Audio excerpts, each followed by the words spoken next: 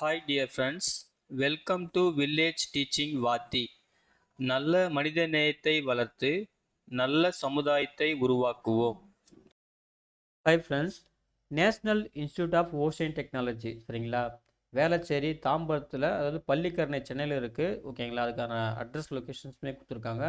இவங்க வந்து பார்த்தீங்கன்னா வேரியஸ் போஸ்ட்டுக்கு வந்து வேலைவாய்ப்பு வந்து வச்சுருக்காங்க சரிங்களா. மொத்தம் வந்து பார்த்தீங்கன்னா ஒரு 10 போஸ்ட் இருக்குது.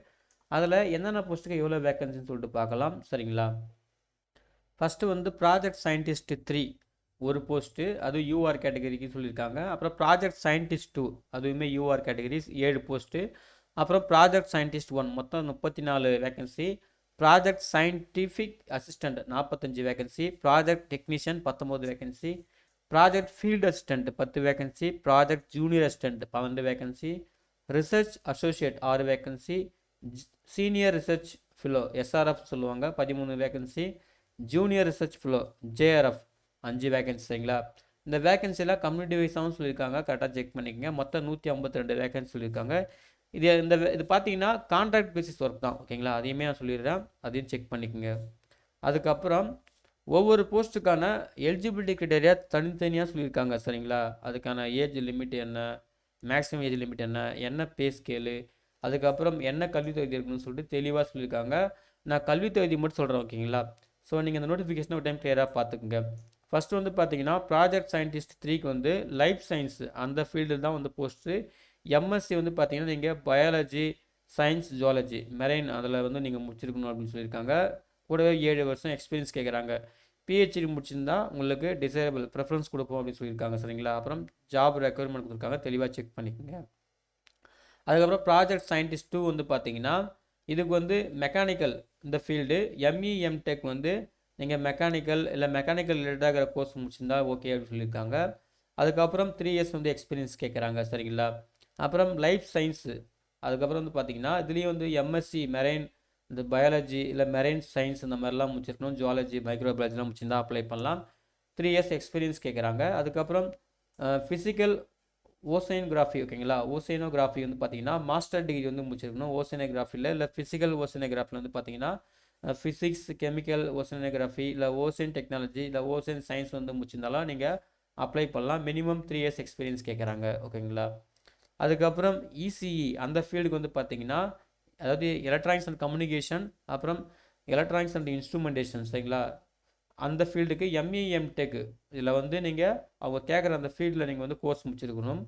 இல்லை அதில் ரிலவெண்ட்டாக நீங்கள் கோர்ஸ் முடிச்சிருந்தாலும் ஓகே தான். அந்த கோர்ஸுமே இங்கே சொல்லியிருக்காங்க, கரெக்டாக செக் பண்ணிக்கோங்க சரிங்களா. ஒவ்வொரு ஃபீல்டுக்குமே போஸ்ட் கோட் சொல்லியிருக்காங்க, அந்த போஸ்ட் கோட் தெளிவாக நோட் பண்ணிக்கோங்க. இதுக்கு 3 வருஷம் எக்ஸ்பீரியன்ஸ் கேட்குறாங்க.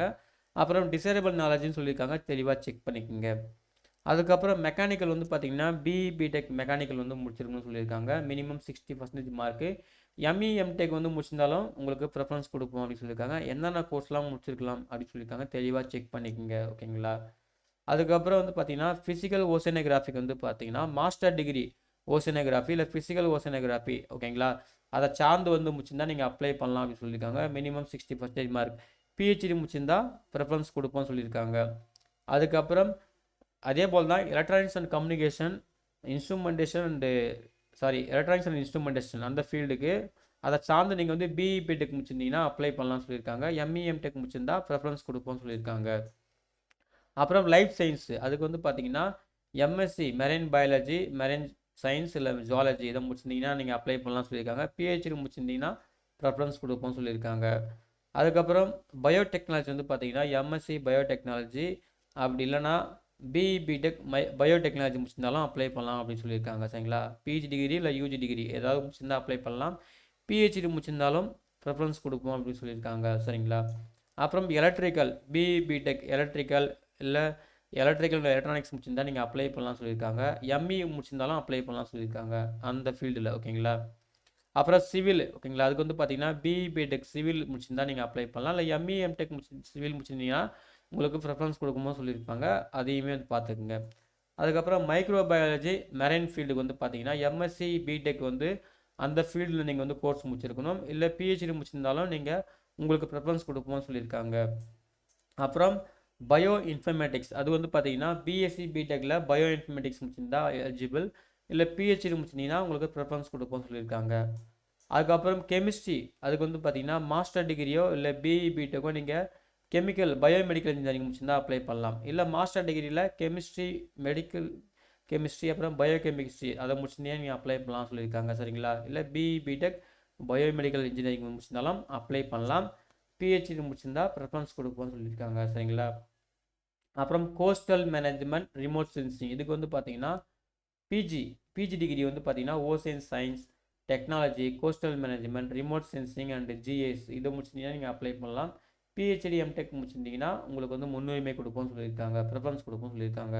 அப்புறம் ப்ராஜெக்ட் சயின்டிஃபிக் அசிஸ்டன்ட் அதில் வந்து பார்த்தீங்கன்னா மெக்கானிக்கல் இதுக்கு நீங்கள் டிப்ளமோ மெக்கானிக்கல், மெக்காட்ரானிக்ஸ், ஆட்டோமொபைல் முடிச்சிருந்தீங்கன்னா அப்ளை பண்ணலாம் சொல்லியிருக்காங்க. சரிங்களா? இதையும் பார்த்துக்குங்க. இதுலேயே நீங்கள் ஹையர் குவாலிஃபிகேஷன் பிஇ பிடெக் முடிச்சிருந்தாலும் ஓகே தான். என்னென்ன ஸ்கில்லாம் தேவைப்படும் இங்கே தெளிவாக சொல்லியிருக்காங்க, கரெக்டாக நோட் பண்ணிக்கோங்க. அதுக்கப்புறம் life science bachelor degree zoology, botany, biochemistry இதை முடிச்சிருந்தா அப்ளை பண்ணலாம். இல்லை நீங்கள் மாஸ்டர் டிகிரி முடிச்சிருந்தாலும் அப்ளை பண்ணலாம். 2 வருஷம் எக்ஸ்பீரியன்ஸ் இருக்குன்னு சொல்லியிருக்காங்க. சரிங்களா? அதுக்கப்புறம் பயோடெக்னாலஜி, மைக்ரோ பயாலஜி இதில் வந்து பார்த்தீங்கன்னா நீங்கள் பேச்சுலர்ஸ் டிகிரி வந்து மைக்ரோ பயாலஜி, பயோடெக்னாலஜி வந்து முடிச்சிருக்குன்னு சொல்லியிருக்காங்க. மாஸ்டர் டிகிரி முடிச்சிருந்தாலும் ஓகே தான். நீங்கள் 2 இயர்ஸ் எக்ஸ்பீரியன்ஸ் வச்சுருக்குன்னு சொல்லியிருக்காங்க. சரிங்களா? அப்புறம் பயோ இன்ஃபர்மேட்டிக்ஸ் அதே தான் பேச்சுலர் டிகிரியில் பயோ இன்ஃபர்மேட்டிக்ஸ் முடிச்சிருக்கணும். மாஸ்டர் டிகிரி முடிச்சிருந்தாலும் நீங்கள் 2 இயர்ஸ் எக்ஸ்பீரியன்ஸ் வச்சுருக்கணும்னு சொல்லியிருக்காங்க. அப்புறம் இசிஇ அண்ட் இஎன்ஐ ஓகேங்களா? இது வந்து பார்த்தீங்கன்னா டிப்ளமோவில் நீங்கள் இசிஇ கோர்ஸ் இல்லை இஎன்ஐ கோர்ஸ் வந்து முடிச்சிருக்கணும்னு சொல்லியிருக்காங்க. எக்ஸ்பீரியன்ஸ் வந்து பார்த்தீங்கன்னா ஒரு 2 வருஷம் இருந்துச்சுன்னா உங்களுக்கு முன்னுரிமை தருவோம் அப்படின்னு சொல்லியிருக்காங்க. அதுக்கப்புறம் எலக்ட்ரிக்கல் 3 இயர்ஸ் டிப்ளமோ எலக்ட்ரிக்கல் முடிச்சிருக்கணும்னு சொல்லியிருக்காங்க. 2 வருஷம் எக்ஸ்பீரியன்ஸ் யாருக்கு இருக்குதோ அவங்களுக்கு முன்னுரிமை வழங்கப்படும் சொல்லியிருக்காங்க. சரிங்களா? அதுக்கப்புறம் கெமிஸ்ட்ரி ஃபிசிக்ஸ் வந்து பார்த்தீங்கன்னா நீங்கள் பேச்சுலர் டிகிரி கெமிஸ்ட்ரி இல்லை ஃபிசிக்ஸ் பிஎஸ்சி கெமிஸ்ட்ரி இல்லை பிஎஸ்சி ஃபிசிக்ஸ் வந்து முடிச்சிருக்கணும். அதே போல் மாஸ்டர் டிகிரி நீங்கள் படிச்சிருக்கலாம். 2 இயர்ஸ் எக்ஸ்பீரியன்ஸ் இருந்தால் நல்லது, முன்னுரிமை கொடுப்போம்னு சொல்லியிருக்காங்க. பிறகு கம்ப்யூட்டர் சயின்ஸ்க்கு வந்து பார்த்தீங்கன்னா நீங்கள் பிஎஸ்சி கம்ப்யூட்டர் சயின்ஸ், பிசிஏ இல்லை டிப்ளமோ கம்ப்யூட்டர் சயின்ஸ் முடிச்சிருந்தாலும் நீங்கள் அப்ளை பண்ணலாம். மாஸ்டர் டிகிரி முடிச்சிருந்தாலும் அப்ளை பண்ணலாம். சரிங்களா? எக்ஸ்பீரியன்ஸ் இருந்துச்சுன்னா கொஞ்சம் முன்னுரிமை தருவோம்னு சொல்லியிருக்காங்க. அப்புறம் சிவில் அதுக்கு டிப்ளமோ சிவில் முடிச்சிருந்தா நீங்கள் அப்ளை பண்ணலாம். பிஇ பிடெக் சிவிலுமே ஓகே தான். எக்ஸ்பீரியன்ஸ் இருந்தால் நல்லதுன்னு சொல்லியிருக்காங்க. ஓகேங்களா? அப்புறம் சில ஸ்கில்லாம் தேவைப்படும்னு சொல்லியிருக்காங்க, அதையுமே செக் பண்ணிக்கோங்க. அப்புறம் ப்ராஜெக்ட் டெக்னீஷியனுக்கு வந்து பார்த்தீங்கன்னா நீங்கள் 10th முடிச்சுட்டு ITI course 2 years ITI course வந்து பார்த்தீங்கன்னா ஃபிட்டர் ட்ரேடில் வந்து முடிச்சிருக்கணும்னு சொல்லியிருக்காங்க. ஸோ அதையுமே வந்து பார்த்துங்க, ஒரு 2 வருஷம் எக்ஸ்பீரியன்ஸ் இருந்தால் முன்னுரிமை வழங்கப்படும்னு சொல்லியிருக்காங்க. எலக்ட்ரிக்கல் அதே போல் தான் நீங்கள் 10th ப்ளஸ் ஐடிஐ முடிச்சுட்டு எலக்ட்ரிஷியன் ட்ரேடில் வந்து முடிச்சிருக்கணும். ஒரு 2 இயர்ஸ் ஒர்க்கிங் எக்ஸ்பீரியன்ஸ் இருந்துச்சுன்னா நல்லாயிருக்கும்னு சொல்லியிருக்காங்க, அதாவது முன்னுரிமை வழங்கப்படும் சொல்லியிருக்காங்க. சரிங்களா? அப்புறம் எலக்ட்ரானிக்ஸ் ட்ரேடு இதுக்கு நீங்கள் ஐடியில் எலக்ட்ரானிக்ஸ் ட்ரேடு வந்து முடிச்சிருக்கணும். இல்லை எலக்ட்ரானிக்ஸ் இன்ஸ்ட்ருமெண்டேஷன் ட்ரேடு முடிச்சிருந்தாலும் ஓகே தான் சொல்லியிருக்காங்க. இதுக்குமே ஒரு 2 இயர்ஸ் எக்ஸ்பீரியன்ஸ் இருந்தால் நல்லதுன்னு சொல்லியிருக்காங்க. ஓகேங்களா? அப்புறம் ஏர் கண்டிஷனிங் இதுக்கும் ITI 10th plus ITI refrigeration air conditioning அதில் வந்து நீங்கள் முடிச்சிருக்கணும். ஒரு 2 இயர்ஸ் எக்ஸ்பீரியன்ஸ் இருந்துச்சுன்னா முன்னுரிமை வழங்கப்படும் சொல்லியிருக்காங்க. அப்புறம் ப்ராஜெக்ட் ஃபீல்டு அசிஸ்டன்ட் இதுக்கு வந்து பார்த்தீங்கன்னா நீங்கள் வந்து +2 வந்து படிச்சிருக்கணும். ஃபிசிக்ஸ், கெமிஸ்ட்ரி, பாட்னி, ஜுவாலஜி அந்த குரூப்பு. அப்படி இல்லைன்னா ஃபிசிக்ஸ், கெமிஸ்ட்ரி, பயாலஜி, மேத்ஸ் இந்த குரூப். ஓகேங்களா? அதே போல் ஒர்க்கிங் எக்ஸ்பீரியன்ஸ் அதாவது கோஸ்டல் சைடு, மெரைன் ஃபீல்ட் சைடில் வந்து ஒர்க்கிங் எக்ஸ்பீரியன்ஸ்னா முன்னுரிமை வழங்கப்படும் சொல்லியிருக்காங்க, அதையுமே தெளிவாக செக் பண்ணிக்கோங்க. ப்ராஜெக்ட் ஜூனியர் அசிஸ்டன்ட் சரிங்களா? இதுக்கு வந்து பார்த்தீங்கன்னா எனி டிகிரி முடிச்சிருந்தா ஓகே தான். ஒரு 2 இயர்ஸ் ஒர்க்கிங் எக்ஸ்பீரியன்ஸ் இருந்துச்சுன்னா நல்லது. கம்ப்யூட்டர் நாலேஜ் வெளில இருந்தால் நல்லது அப்படின்னு சொல்லியிருக்காங்க. ஓகேங்களா? நோட் பண்ணிக்கோங்க. அதுக்கப்புறம் ரிசர்ச் அசோசியேட் அதுக்கு வந்து பார்த்தீங்கன்னா ஓசனோகிராஃபி, ஃபிசிக்கல் ஓசனோகிராஃபி, ஃபிசிக்ஸ் அந்த ஃபீல்டில் நீங்கள் டிகிரி அந்த ஃபீல்டில் முடிச்சிருந்தாலும் இல்லை பிஜி டிகிரி முடிச்சிருந்தாலும் ஓகே தான் அப்படின்னு சொல்லியிருக்காங்க. ஓகேங்களா? அதை வந்து நோட் பண்ணிக்கோங்க. அப்புறம் லைஃப் சயின்ஸ் டாக்டரல் டிகிரி ஓகேங்களா? அதாவது பிஹெச்டி முடித்தவங்க அந்த ஃபீல்டில் அதாவது micro biology, biotechnology, bio informatics doctoral PhD முடிச்சிருந்தாலும் ஓகே தான். இல்லை எம்டெக் முடிச்சிருந்தாலும் ஓகே தான். ஒரு 3 இயர்ஸ் எக்ஸ்பீரியன்ஸ் கேட்குறாங்க. எம்டெக் முடிச்சிருந்தீங்கன்னா 3 இயர்ஸ் எக்ஸ்பீரியன்ஸ். ஓகேங்களா? அதுக்கப்புறம் எஸ்ஆர்எஃப் சீனியர் ரிசர்ச் ஃபெல்லோ அதுக்கு வந்து பார்த்தீங்கன்னா ஓசனோகிராஃபி, ஃபிசிக்கல் ஓசனோகிராஃபி. ஓகேங்களா? எம்எஸ்சி இன் ஓசனோகிராஃபி முடிச்சிருந்தாலும் இல்லை ஃபிசிக்கல் ஓசனோகிராஃபி இல்லை அட்மாஸ்பியரிக் சயின்ஸ், மெட்ராலஜி, மேத்தமெட்டிக்ஸ் முடிச்சிருந்தால் நீங்கள் அப்ளை பண்ணலாம். அல்லது பிஇ பிடெக்கில் ஓசன் டெக்னாலஜி வந்து முடிச்சிருந்தா அப்ளை பண்ணலாம் அப்படின்னு சொல்லியிருக்காங்க. ஓகேங்களா? ஒரு 2 இயர்ஸ் எக்ஸ்பீரியன்ஸ் கண்டிப்பாக இருக்கணும்னு சொல்லியிருக்காங்க, அதாவது பிஇ பிடெக் முடிச்சவங்களுக்கு. சரிங்களா? பிஇ பிடெக்கில் காமனாக இதுக்கு 2 இயர்ஸ் எக்ஸ்பீரியன்ஸ் கேட்குறாங்க. அப்புறம் லைஃப் சயின்ஸ் வந்து பார்த்தீங்கன்னா MSc in marine biology, marine science, micro biology, biotechnology, bio informatics அதை முடிச்சிருந்தாலும் இல்லை பிஇ பிடெக்கில் பயோடெக்னாலஜி பயோ இன்ஃபர்மேட்டிக்ஸ் முடிச்சிருந்தாலும் அப்ளை பண்ணலாம். ப்ளஸ் 2 இயர்ஸ் எக்ஸ்பீரியன்ஸ் கேட்குறாங்க, ரிசர்ச் எக்ஸ்பீரியன்ஸ். அப்புறம் ஜேஆர்எஃப் ஜூனியர் ரிசர்ச் ஃப்ளோ அப்படி பார்த்தீங்கன்னா life science MSc in marine biology, marine science, microbiology, biotechnology, bio informatics அல்லது பிஇ பிடெக்கில் பயோடெக்னாலஜி பயோ இன்ஃபர்மேட்டிக்ஸ் முடிச்சிருந்தாலும் நீங்கள் அப்ளை பண்ணலாம் அப்படின்னு சொல்லியிருக்காங்க. சரிங்களா? அதுக்கப்புறம் அப்ளை பண்ணுறது பார்த்தீங்கன்னா நீங்கள் கம்ப்ளீட்டாக ஆன்லைனில் தான் அப்ளை பண்ணணும். வெப்சைட் லிங்க்கும் கொடுத்துருக்காங்க, நானுமே டிஸ்கிரிப்ஷனில் தரேன், செக் பண்ணி அப்ளை பண்ணுங்கள். அதே போல் என்னென்ன போஸ்ட்டுக்கெலாம் இன்டர்வியூ மோட் ஆஃப் செலெக்ஷன் வந்து பார்த்தீங்கன்னா இன்டர்வியூ இருக்குது. சரிங்களா? அங்கே பாருங்கள், ப்ராஜெக்ட் சயின்டிஸ்ட் 3லேருந்து ப்ராஜெக்ட் சயின்டிஸ்ட் 1 வரைக்கும் அவங்களுக்கு செலெக்ஷன் பார்த்தீங்கன்னா இன்டர்வியூ மட்டும்தான். அதுக்கு டேட்டு கொடுத்துருக்காங்க பாருங்கள், டேட் ஆஃப் ரெக்யர்மெண்ட். இந்த டேட்டுக்கு கண்டிப்பாக நோட் பண்ணிக்கங்க. சரிங்களா? எந்தெந்த ஃபீல்டுக்கு எப்பப்போ இன்டர்வியூன்னு சொல்லிட்டு டேட் கொடுத்துருக்காங்க, இந்த டேட் நோட் பண்ணிக்கங்க.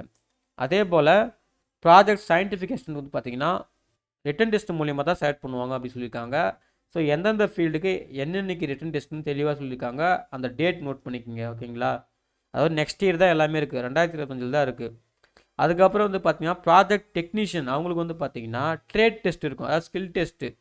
ஸோ அவங்களுக்குமே வந்து டேட்டு எப்போன்னு சொல்லியிருக்காங்க, ஒவ்வொரு ட்ரேடுக்கும் ஒரு டேட், அந்த டேட் நோட் பண்ணிக்கோங்க. ஓகேங்களா? இதில் ஃபிட்டர் ட்ரேடுக்கு மட்டும் 9 ஜனவரி 2025, மற்ற எல்லா ட்ரேடுக்கும் 5 பிப்ரவரி 2025 சொல்லியிருக்காங்க. ஸோ நோட் பண்ணிக்கோங்க. அப்புறம் ப்ராஜெக்ட் ஃபீல்டு அசிஸ்டன்ட்டுக்கு வந்து ரிட்டன் டெஸ்ட்டு, ப்ராஜெக்ட் ஜூனியர் அசிஸ்டன்ட்டுக்கு வந்து பார்த்தீங்கன்னா ரிட்டன் டெஸ்ட்டு. அப்புறம் ரிசர்ச் ஃபெல்லோ அவங்களுக்கும் இன்டர்வியூ, சீனியர் ரிசர்ச் ஃபெல்லோக்கும் இன்டர்வியூ, ஜேஆர்எஃப் ஜூனியர் ரிசர்ச் ஃபெல்லோக்கும் இன்டர்வியூ தான். சரிங்களா? டேட் வந்து நோட் பண்ணிக்க, நீங்கள் என்றைக்கு வந்து போகணும்னு சொல்லி டேட் மட்டும் நோட் பண்ணிக்க, அது ரொம்ப ரொம்ப முக்கியம். ஓகேங்களா? அதுக்கப்புறம் உங்களுக்கு ஏதாவது அப்ளிகேஷன் ரிலேட்டட் டிஃபிகல்ட்டி டவுட் இருந்ததுன்னா நீங்கள் இந்த மெயிலுக்கு மெயில் பண்ணலாம் சொல்லியிருக்காங்க.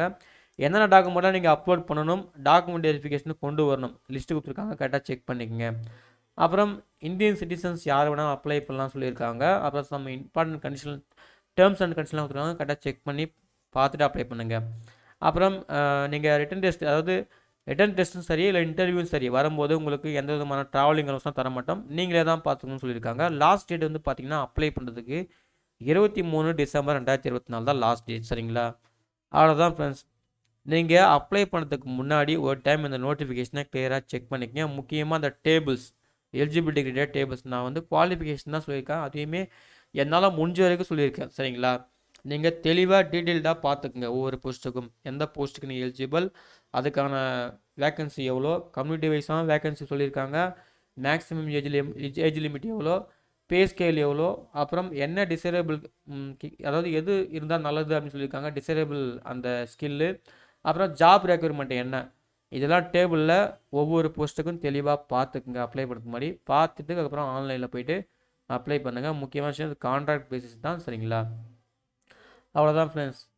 ஸோ இந்த நோட்டிஃபிகேஷன் டவுன்லோட் பண்ணுறதுக்கான லிங்க்கையும் ஆன்லைனில் அப்ளை பண்ணுறதுக்கான லிங்க்கையும் இந்த வீடியோ டிஸ்கிரிப்ஷனில் தரேன், செக் பண்ணி நீங்களும் அப்ளை பண்ணிக்கோங்க. சரிங்களா? ஓகே ஃப்ரெண்ட்ஸ், இந்த வீடியோ பிடிச்சிருந்தா மறக்காமல் லைக் பண்ணுங்கள், மறக்காமல் உங்கள் ஃப்ரெண்ட்ஸுக்கும் ஷேர் பண்ணுங்கள். அட்லீஸ்ட் ஏதாவது ஒருத்தருக்காவது யூஸ்ஃபுல்லாக இருக்கும்.